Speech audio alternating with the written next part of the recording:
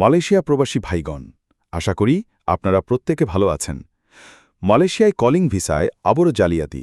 মালয়েশিয়ায় free visa নামে সাধারণ প্রবাসীদের প্রতারণা চলছে। চলুন খবরে বিস্তারিত জেনে নেওয়া যাক। বর্তমানে অনলাইনে বা কিছু রিক্রুটিং এজেন্সির মাধ্যমে অনেকেই প্রলোভনমূলক কথা শুনে থাকেন। মালয়েশিয়াতে ফ্রি ভিসা দিচ্ছে, সব জায়গায় কাজ করা যাবে, ইমিগ্রেশন কিছুই বলবে না, ইত্যাদি ইত্যাদি ইত্যাদি।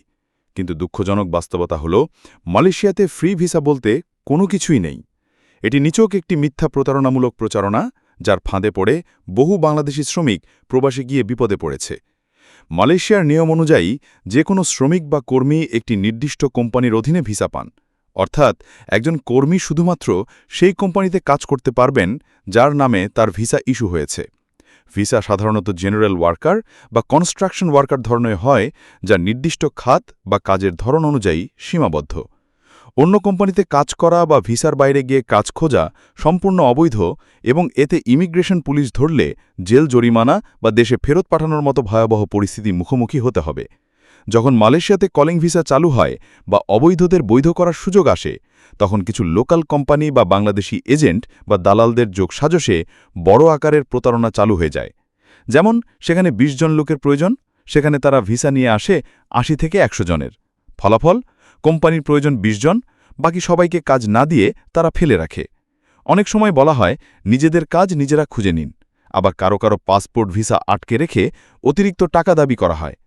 এইসব কোম্পানিকে অনেকে এজেন্ট কোম্পানি বলে, কারণ তারা মূল ব্যবসা করে শুধু ভিসা দেওয়ার মাধ্যমে বছরে বছরে নবায়ন করে টাকা নেয়, অথচ প্রকৃতপক্ষে কর্মীদের জন্য স্থায়ী কাজ বা নিরাপত্তা নিশ্চিত করে না।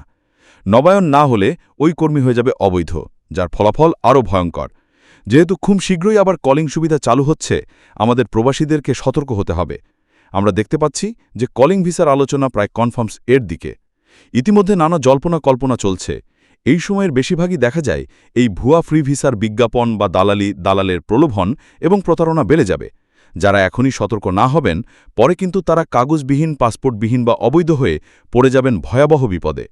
তাই ভিসা করার পূর্বে অবশ্যই যাচাই করুন আপনি কোন কোম্পানির অধীনে যাচ্ছেন, ওই কোম্পানির কাজের ধরন কি, বাস্তবে ওই কোম্পানির কাজ আছে কিনা, অতিরিক্ত টাকা দাবির কোনো ফাঁদ আছে কিনা এবং সবকিছু কাগজপত্রে সুনিশ্চিত কিনা। মনে রাখবেন, মালয়েশিয়াতে কাজ করতে হলে অবশ্যই কোম্পানির অনুমোদিত ভিসা লাগবে এবং সেই কোম্পানিতে কাজ করতে হবে যাতে যে কোনো জায়গায় কাজ করা যাবে বা কোনো ঝামেলা হবে না। এইসব কথায় কান দিলে পরবর্তীতে অবশ্যই আপনাকে পস্তাতে হবে।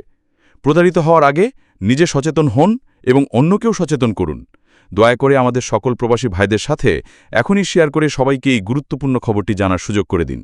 আর আপনি যদি আমাদের এই জেলায় নতুন হয়ে থাকেন, অবশ্যই আমাদের চ্যানেলটিকে সাবস্ক্রাইব করুন মালয়েশিয়া সকল গুরুত্বপূর্ণ খবরাখবর সবার আগে পাওয়ার জন্য।